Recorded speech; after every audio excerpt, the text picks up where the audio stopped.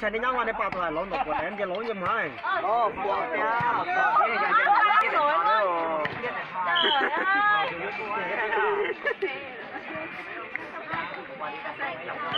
Họ lại nhà họ phá luôn đi. Qua phố rồi. Chào mong ta xin là tao yên ta là lo nhỏ rau sao là nó nữa. Là chân ta lưỡng tàu cầm nó đá chân nó xi nhá.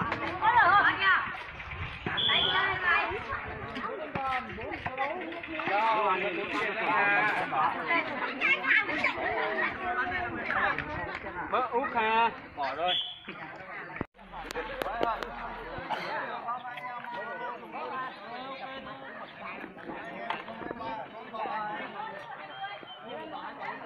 Nó là nó ba này. Cho nhớ sát tao nó chia không à? Cho nhớ sát tao nó chia nhớ là nữa.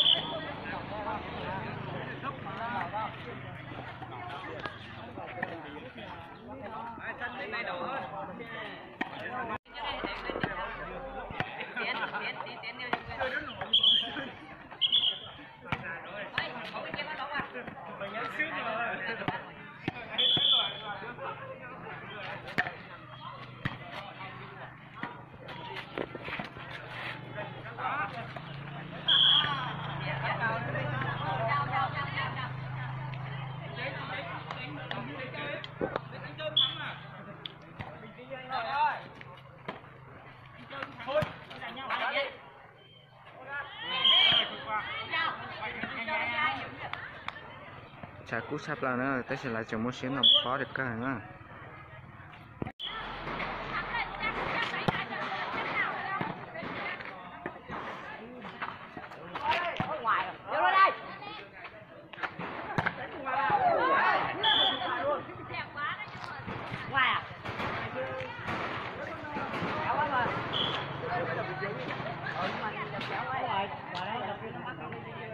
Đập ở trường nó cao quá. Rồi, lấy cái kia. Chuốc.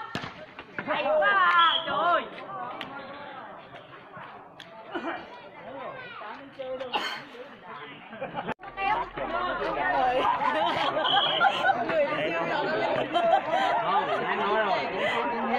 Lấy phải bông muối không tập cái này đi. Đi lại đây thôi. Nó lấy đà. Lấy bông muối rồi lấy đà nhưng mà chỉ đánh thôi. Sao mấy à? Nó chụp ảnh đi. Nó khổ nhất là đi toán ơi, bước ngoài này bay lên tỏi, toán ơi. Nó có là chụp ảnh đó. Bay được hả? Thôi cái này chỉ kéo ra rồi, chỉ đông nhiêu thế này trong chân đông nhiêu xưa. Nó mà đọc tỷ nữa hả? Mua cái khác. Đây là Samsung mà. Samsung gì? Nó là đầu con nè. Chấm không đầu này. Thế nó có sẵn đầu chứ hả? Chắc chắn, nó thì chắc nó có được nhưng mà có một số mà. Nếu có nó đá tay.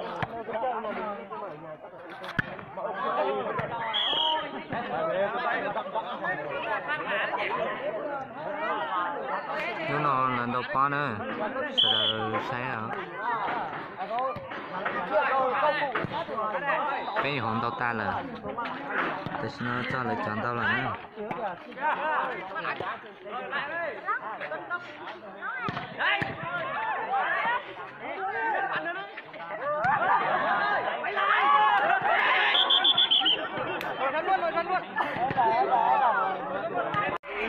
Cho nó gì cho như xíu là rồi trong nó này nè. Cho nó chỉ cho như món thành son nè. Chỉ mua dành hơn là Nhà mốc hai đầu bó hả?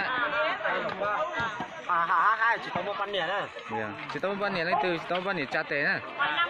Ơi, nó thì đâu ban nè trả tiền ơi. Tụi khi kalau bé hơi trả tiền một ban nè. Hôm bạc ai đi à? Có tao luôn đi. Ông ơi chạy giờ là giờ ấy đi đó. Không có ban nè. Cài ổ nó cao lúc này.